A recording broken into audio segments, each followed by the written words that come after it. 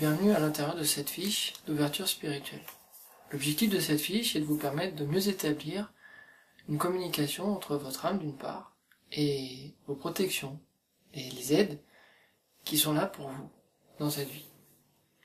Cette fiche est liée à la notion de persévérance. Il faut savoir que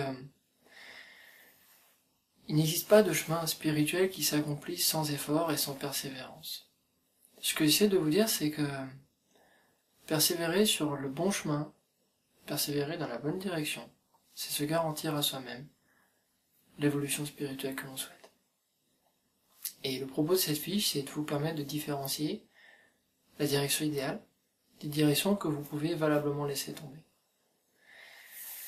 La difficulté dans chaque vie, c'est parfois d'accepter d'être guidé comme un aveugle sur un monde qu'on ne connaît pas, par quelque chose qu'on ne voit pas forcément, ou qu'on ne ressent pas forcément, et pourtant qui est bien là.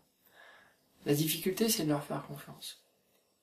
Et je vous incite à leur faire confiance parce que les protections qui vous entourent, les aides qui sont là pour vous, sont présentes systématiquement dans chaque vie pour vous apporter le bien, pour vous apporter la sagesse, pour vous apporter la sérénité.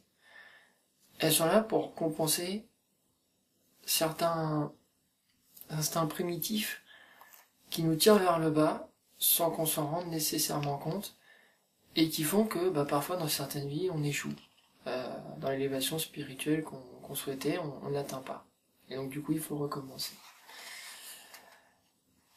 Et une fois qu'on a accepté que on soit guidé de façon invisible comme un aveugle, il faut aussi accepter que ce soit pas forcément la direction qui nous semblait la plus naturelle au départ. Ce soit pas forcément la direction dont on se disait ah oui ça c'est super, ça va me permettre de m'épanouir, ça va me permettre de m'accomplir. Et ça peut aussi être des fois à l'inverse de ce qu'on souhaiterait. Alors, il faut savoir leur faire confiance. Cette fiche s'adresse à toutes les personnes qui souhaitent écouter leur protection, qui souhaitent faire appel à leur intuition pour cela, qui souhaitent se connecter à leur âme. Elle va vous permettre, je l'espère, d'obtenir un maximum d'informations sur votre direction actuelle. Avant que vous ne fassiez l'exercice, j'aimerais caractériser avec vous ce qu'est la direction idéale si vous cherchez une évolution spirituelle. Cette direction idéale, elle se compose de 3 éléments. Le premier élément, il est important. Vous faites les efforts nécessaires. Comme je l'ai dit, pas d'effort, pas d'élévation spirituelle. Faire les efforts nécessaires fait partie de la direction idéale. Deuxième élément, ce que vous faites, non seulement ça vous correspond, non seulement vous y épanouissez, mais, et c'est très important, vous ressentez cela intuitivement comme quelque chose de bien, comme quelque chose qui est synonyme d'évolution positive pour vous à la fin. Enfin, troisième élément de la direction idéale pour vous,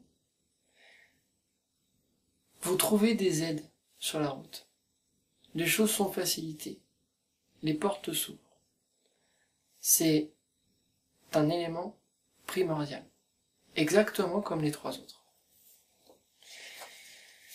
Maintenant, voyons ensemble les routes que vous pouvez valablement ne pas emprunter ou sur lesquelles il serait sage de ne pas trop s'éterniser.